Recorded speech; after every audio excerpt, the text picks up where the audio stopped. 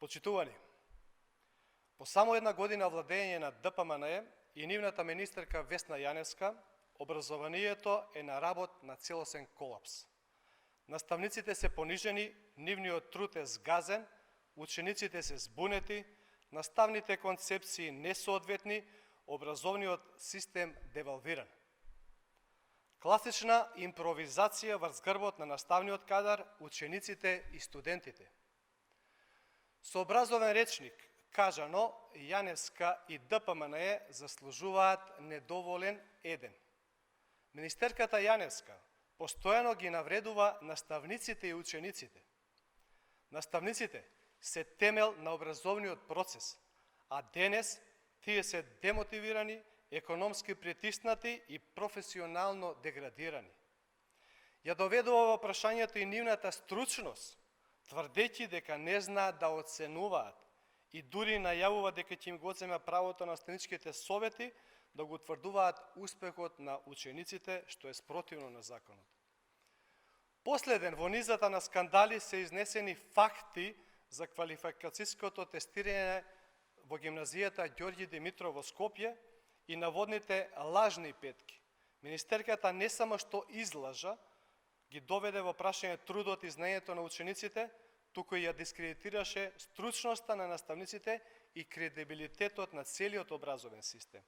Официјалните податоци од училиштето покажуваат дека се работи за сосема различен контекст и дека никој не е паднат на овој испит. Се спроведува целосно погрешна и спорна концепција за гимназиското образование, со која се укануваат предметите етика, логика и педагогија, а филозофија и социологија се сведуваат на изборни предмети. Со право академската заедница бурно реагираше. Универзитетските професори, научници и наставници предупредуваат, се укинува критичкото мислење, се маргинализираат хуманистичките науки и се девалвира основната идеја за гимназиско образование. Училиштата се целосно деградирани.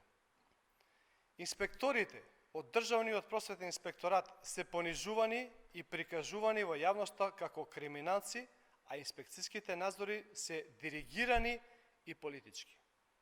Со новиот правилник, кој е спротивен на законот, министерката не им овозможува коректни услови за работа, што значи дека девалвира контролата врз образовниот процес.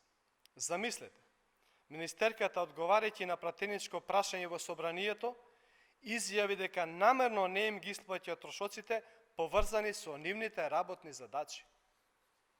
Понатаму, со последните измени станавме сведоци на отворена дискриминација врз педагозите кои со години активно учествувале во наставниот процес. Со обидот тие да се ограничат и да работат само до трето оделение, директно се подкопува нивната професионална улога и се внесе немир кај родителите. За ова реагира и граѓански организации и експерти од областа на образованието, алармирајќи дека станува збор за системска дискриминација, која не само што ги понижува овие професионалци, туку и ја загрозува стабилноста на наставниот процес и психоемоционалниот развој на децата. Сега пак е на удар средното стручно образование. Со последниот подзаконски акт во неповолна положба се ставаат наставниците кои реализираат практична настава и учење преку работа. За ова реагираше и независниот синдикат за образование и наука. Почитувани, ова не е реформа, ова е хаос и уривање на системот. Новиот правилник пак за образовни асистенти, донесен 16 јуни оваа година, сериозно загрижува поради тоа што се дозволува вработување на лица без никаква педагошко, психолошка и методска подготовка, само со кратка обука.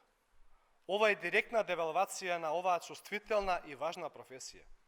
Образовниот асистент не е придружник, туку стручна поддршка на децата со попреченост и мора да има соодветна академска подготовка.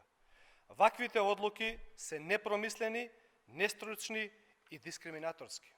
Дополнително, министерката донесува закони без јавна дебата и без вклучување на засегнатите страни. Лицитира со бројки колку наставници ќе останат без работа, без понудени решенија. Трансформира работни односи по партиски клуч. Дава незаконски насоки за помолнување на главната книга, што е документ од трајна вредност, со допис, без подпис, печат и архивски број. Наместо квалитет, хаос. Наместо реформи, притисок и незнаење. Оваа образовна политика не заслужува пофалба, туку итна интервенција и одговорност, министерке. Благодарам.